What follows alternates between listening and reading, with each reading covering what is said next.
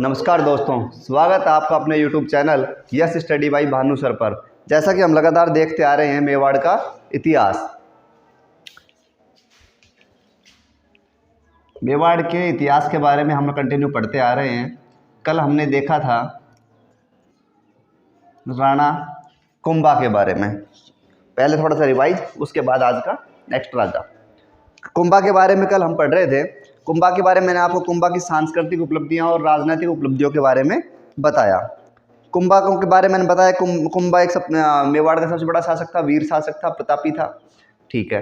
कुंभा के बारे में मैंने कुंभा की पहले बताया मैंने राजनीतिक उपलब्धियां। कुंभा ने कहाँ कहाँ युद्ध किए, कहाँ कहाँ जीते, वो सारी मैंने बताई थी तुम्हें। उनके बाद जो उसके बाद उन्होंने आवड़ वावड़ की संधि हुई, फिर चंपानेर संधि हुई, फिर बदनौर का युद्ध हुआ। कुतुबुद्दीन शाह जो गुजरात का शासक था उसे भी हराया था। महमूद खिलजी जो मालवा का शासक था उसे भी हराया था। उसके बाद कुंभा ने अनेकों मंदिर बनवाए। कहते हैं कवि राजा श्यामल दास थे, उन्होंने बताया कि कुंभा ने कुल राजस्थान के 84 किलो में से 32 किलो का निर्माण करवाया। इस कारण उन्हें स्थापत्य कला का जनक कहते हैं। 1437 में सहारनपुर का युद्ध जीता था, उस कारण उस याद में उन्होंने या जीत की खुशी में उन्होंने विजय स्तंभ का निर्माण करवाया। विजय स्तंभ को कीर्ति स्तंभ भी कहते हैं। विजय स्तंभ के रचनाकार जिन कहेंगे वो अत्रि और महेश थे। उसके बाद बात करें, विजय स्तंभ राजस्थान की पहली इमारत है जिस पर डाक टिकट जारी की गई। ये सब क्या अपन कल पढ़ चुके हैं। एक बार मैं आपको बता दूं, पीछे से थोड़ा सा शासनकाल में सब राजाओं को बताते हुए आ रहा हूँ। अपन ने कल देख लिया था कुंभा का शासनकाल क्या था। कुंभा का शासनकाल, कुंभा का शासनकाल हमने कल देखा था 1433 से 1468। उसके बाद कुंभा का पुत्र मैंने आपको कल बताया था कि कुंभा की हत्या कैसे हुई थी। कुंभा की हत्या कुंभा के बेटे जिसका नाम था उद्दा उसने करी थी। बता दूं मैं आपको कि कुंभलगढ़ दुर्ग में एक 5.5 फीट का शिवलिंग था जिसके ऊपर बैठकर पानी चढ़ाता था। एक दिन जब कुंभा वृद्ध अवस्था में था या तबीयत सही नहीं थी तो शिवलिंग पर बैठकर पानी चढ़ा रहा था और उद्दा आया, पीछे से कुंभा पर वार किया और कुंभा की हत्या कर देता है। कुंभा की हत्या सन 1468 में हो जाती है, ये बात हमें ध्यान रखनी है। उसके बाद उद्दा वहाँ का राजा बनना चाहता है, लेकिन वहाँ की जनता जो पिता का हत्यारा है उसे राजा कैसे स्वीकार करे, वहाँ के सामंत या जनता ने मना कर दिया। उसके बाद वो लेके आते कुंभा का एक भाई था रायमल को वहाँ का राजा बना देते हैं। रायमल का शासनकाल हम देखेंगे 1473 से 1509 ईस्वी तक। तुम देख रहे होगे कुंभा की हत्या हुई 68 में और राजा बनता है रायमल 73 में। लगभग 5 वर्षों तक उद्दा का वहाँ पर शासनकाल रहा या उद्दा ने जबरदस्ती वहाँ पर शासन किया। आज हम पढ़ेंगे रायमल के बारे में। जो राणा रायमल या रायमल के बारे में हम पढ़ेंगे आज। रायमल का मैंने बताया तुम्हें, रायमल का शासनकाल 1473 से लेकर 1509 ईस्वी तक। चलो रायमल के बारे में मैं आपको बता दूं। रायमल है सबसे पहले तो कि उद्दा से युद्ध किया उसने। उद्दा से युद्ध करने के बाद वो रायमल राजा बना। उद्दा कौन था? रायमल का भाई। उद्दा कौन था? रायमल का भाई। उद्दा को उसने हराया जावर वह दाडिमपुर युद्ध में। उद्दा को उसने कहा हराया जावर वह दाडिमपुर युद्ध में। उद्दा को हराकर मेवाड़ का राजा बनता है। कहा जाता है कि जब उद्दा जब हार गया था तो वो मालवा के शासक के पास जाता है। मालवा के शासक उस टाइम था गयास शाह। उसके पास मदद के लिए जाता है, रायमल को हराने के लिए, रायमल को गद्दी से हटाने के लिए मालवा के शासक के पास उद्दा जाता है। लेकिन कहते हैं कि वो टाइम बारिश का टाइम था, वर्षा का टाइम था, और जब उद्दा वहाँ गया तो उस पर बिजली गिर जाती है और बिजली गिरने से उद्दा की हत्या हो जाती है। ये बात ध्यान रखें, उद्दा की हत्या कैसे हुई तो ध्यान रखें, मालवा जाते टाइम उस पर बिजली गिर जाती है। उसके बाद रायमल मालवा के शासक गयास शाह से युद्ध करता है और इसको हरा देता है। गयास शाह को रायमल हरा देता है। अब हम बात करेंगे तो अब इनकी बात, ये तो था क्या, रायमल की सांस्कृतिक उपलब्धियां। अब हम बात करेंगे रायमल की सांस्कृतिक उपलब्धियां। ये हमने देखी राजनीतिक उपलब्धियां, और अब हम देखेंगे सांस्कृतिक उपलब्धियां। ज़्यादा इनकी क्या नाम है, उद्दा की राजनीतिक उपलब्धियां ज़्यादा नहीं है, अब केवल सांस्कृतिक उपलब्धियां हम इनकी पढ़ेंगे। सबसे पहले बात करेंगे उन्होंने, मैंने अभी तुम्हें बताया कि उन्होंने गयास शाह जो मालवा का शासक था उसको हराया था। गयास शाह को कब हराया, 1488 में। ये बात कहाँ से पता लगती है, ये बात पता लगती है एकलिंग प्रशस्ति से।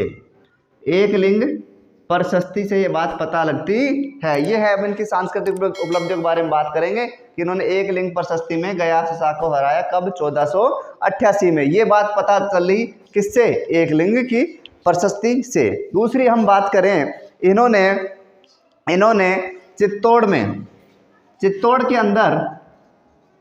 चित्तौड़ के अंदर अद्भुत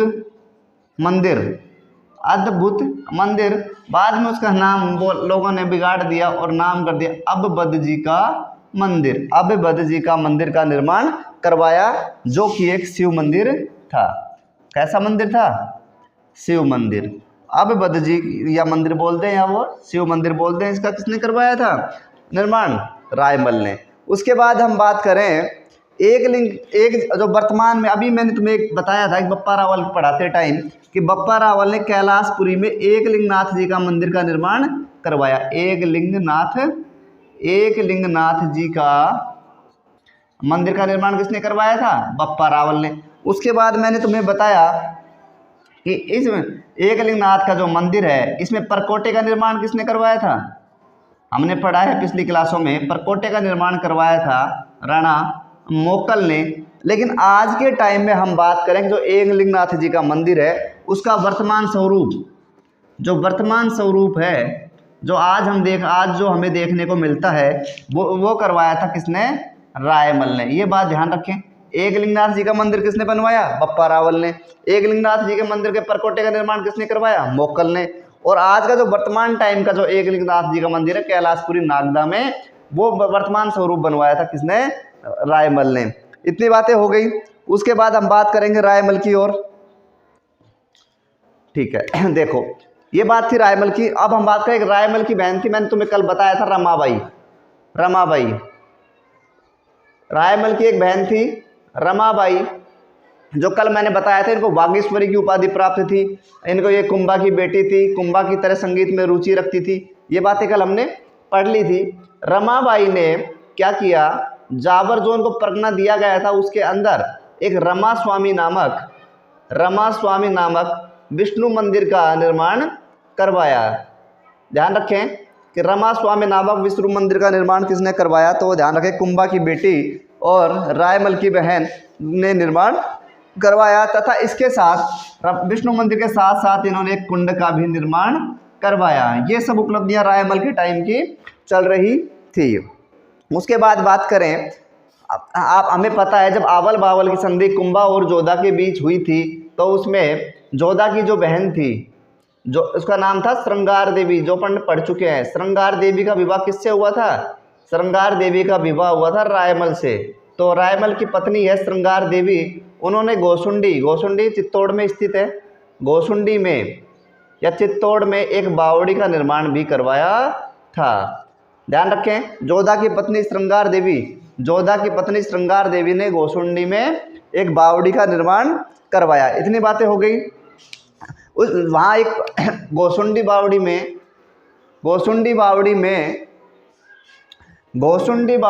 एक प्रशस्ति लगी हुई है। उस प्रशस्ति में श्रृंगार देवी ने उस प्रशस्ति में अपने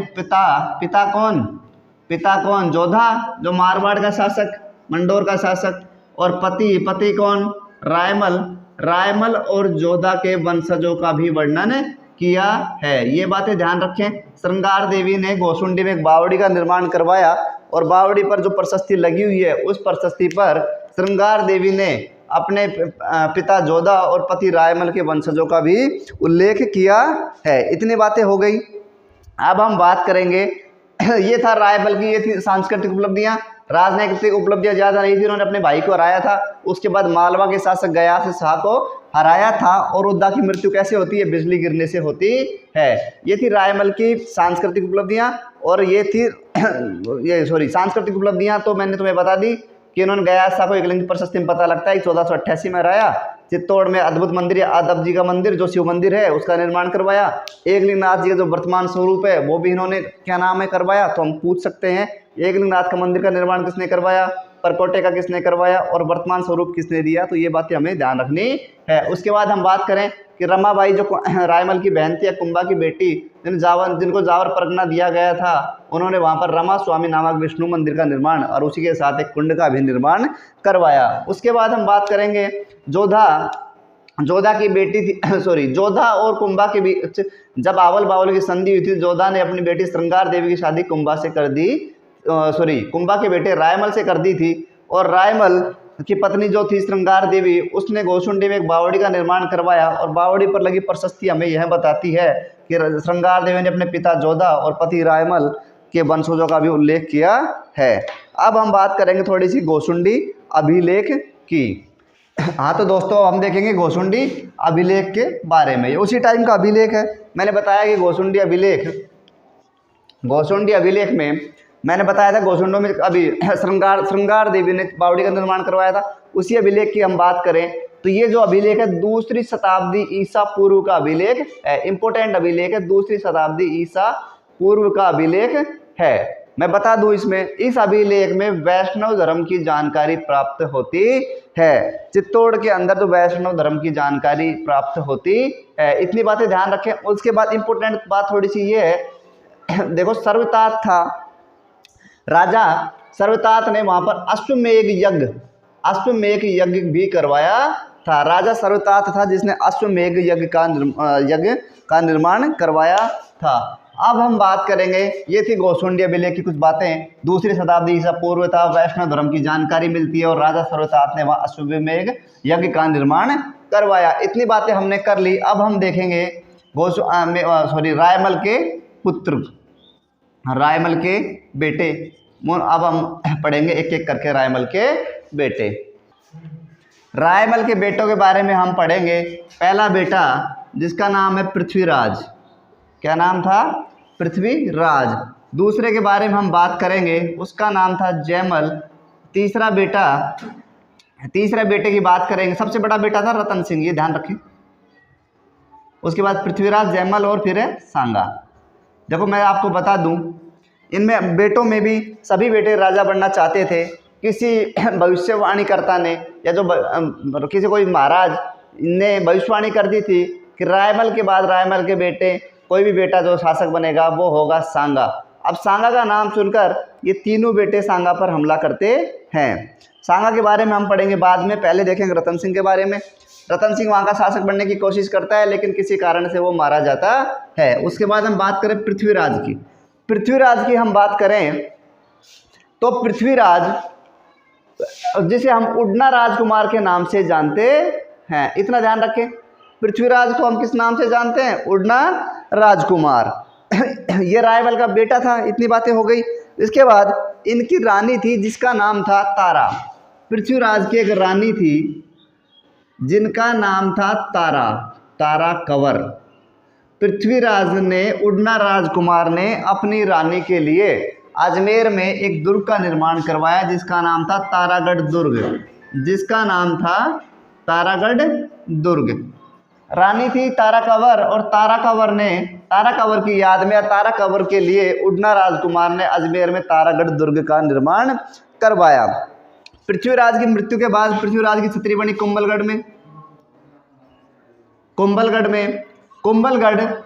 अपन ने कल पढ़ा था कुंभलगढ़ के बारे में, जो कि राजसमंद में स्थित है। पृथ्वीराज की मृत्यु के बाद पृथ्वीराज की याद में 12 खंभों की छतरी बनाई गई जो कहाँ है? कुंभलगढ़ में। ध्यान रखें उड़ना राजकुमार की छतरी कितने खंभों की है? तो ध्यान रखें 12 खंभों की। कहाँ स्थित है? तो कुंभलगढ़ में। इतनी बातें ध्यान रह जाएंगी। चलो जी, इतनी बातें ध्यान रह गई। ठीक। पृथ्वीराज जो उड़ना राजकुमार था अपनी रानी के लिए, तारा कंवर के लिए तारागढ़ दुर्ग का निर्माण करवाता है। कहाँ करवाता है? अजमेर में। कहाँ करवाता है? अजमेर में। उसके बाद हम बात करेंगे जयमल की। जयमल भी रायमल का बेटा था, लेकिन ये अपने भाइयों के साथ सोलंकियों से युद्ध करता हुआ मारा जाता है। तो जयमल के बारे में कोई खास नहीं है, इतना ध्यान रखें, सोलंकियों से युद्ध करते हुए मारा जाता है। ये थे कुंभा के बेटे। रतन सिंह की अकस्मात मौत होती है। पृथ्वीराज भी कुछ दिन नहीं कुछ टाइम शासन करते हैं। उसके बाद जयमल जो सोलंकियों से युद्ध करता हुआ मारा गया। और अब बसते हैं राणा सांगा। राणा सांगा भी अपने दादा कुंभा की तरह एक प्रतापी शासक था। इनका भी इतिहास बड़ा है, जो हम पढ़ेंगे नेक्स्ट वीडियो में। मैं आपको बता दूं, हमने अभी तक क्या क्या पढ़ लिया है। गुहिल शासक लगातार चलते आ रहे थे। शुरू से बात करें, सबसे पहले गुहिल के बारे में पढ़ा। गुहिल के बाद हम पढ़ रहे थे बप्पा के बारे में, बप्पा रावल के बाद हमने पढ़ लिया था अल्लट के बाद हम पढ़ रहे थे जैत्र सिंह के बाद हमने पढ़ा रतन सिंह के बाद हमने पढ़ा अमीर के बाद हमने पढ़ाई करी अमीर के बाद हम लगातार प्रसिजोदा वंश की यहाँ से शुरुआत हो चुकी थी। और अमीर के बारे में हमने पढ़ लिया था कि अमीर अरी सिंह का बेटा है। अमीर के बारे में ये भी पढ़ा था कि जब रतन सिंह के पक्ष में युद्ध लड़ते हुए लक्ष्मण सिंह के बेटे अरी सिंह की मृत्यु हो जाती है, तो अमीर अपने मम्मी के साथ अपने ननिहाल में रहता है। लेकिन जैसे उसके अंकल या चाचा जी को पता लगता है, उनको पता लगा एक कि ऐसे मेरे भाई के शादीशुदा था और एक मेरे भतीजा भी है, तो वो उनको वहाँ से लेके आ जाता है। उसके बाद अपन पढ़ते हैं लाखा के बारे में। लाखा और अंसबाई से उत्पन्न मोकल के बारे में हमने पढ़ाई करी। मोकल के बाद शासक हुए मोकल के पुत्र कुंभा, प्रतापी शासक। कुंभा के बाद कुंभा के बेटे उद्दा के बाद रायमल के बारे में हम पढ़ रहे थे। रायमल के बाद हमने रायमल के पुत्र पढ़े, जिनमें पहला रतन सिंह, फिर पृथ्वीराज, फिर जयमल और फिर सांगा के बारे में हम पढ़ेंगे नेक्स्ट वीडियो में। तो हमने देखा कौन कौन से राजा देख लिए। गुहिल देख लिया, बप्पा रावल देख लिया। बप्पा रावल का ध्यान रखें, एकलिंगनाथ जी का मंदिर का निर्माण करवाया। उसका परकोटा किसने बनवाया? परकोटा बनवाया मोकल ने। मोकल के उसके बाद आज का जो वर्तमान स्वरूप है वो किसने बनवाया? वो बनवाया रायमल ने। अल्लट को पढ़ा, अल्लट को आलू रावल की उपाधि प्राप्त थी। नौकरशाही प्रशासनिक सेवा की शुरुआत किसने करी? अल्लट ने। जैत्र सिंह के बारे में पढ़ा, भूताला का युद्ध जो 1227 ईस्वी में माना जाता है। रतन सिंह ने पढ़ा, जो मेवाड़ की रावल शाखा के अंतिम रतन सिंह जो मेवाड़ के रावल शाखा के अंतिम शासक थे। इन्होंने रानी पद्मनी ने 1600 महिलाओं के साथ जोर किया था, जो चित्तौड़ का पहला शाखा था। उसके बाद हमीर के बारे में हमने देख लिया था। राणा लाखा, जिसकी शादी वृद्ध एज में या वृद्धावस्था में हंसाबाई से हो जाती है, जो कि मारवाड़ के शासक चुंडा की बेटी थी या रणमल की बहन थी। उसके बाद उनसे उत्पन्न होता है मोकल की 11 साल के शासन के बाद इनकी हत्या जीलवाड़ा राजसमंद में कर दी जाती है। उसके बाद मोकल के पुत्र कुंभा शासन करता है। कुछ दिन रणमल कुंभा का संरक्षक रहता है, लेकिन रणमल को लालच आ जाने कारण वो मेवाड़ पर शासन करना चाहता है और कुंभा उसको रणमल को फिर राणा चुंडा के साथ भारमली दासी के सहयोग से मरवाया जाता है। उसके बाद रायमल जो कुंभा का बेटा था, इन्होंने कुछ सांस्कृतिक उपलब्धियां थी कि इन्होंने शिव मंदिर का निर्माण करवाया अवध जी का। उसके बाद अब हम पढ़ेंगे कल राणा सांगा के बारे में। दोस्तों, आज का वीडियो अगर आपको अच्छा लगा हो तो लाइक करें, शेयर करें, सब्सक्राइब करें।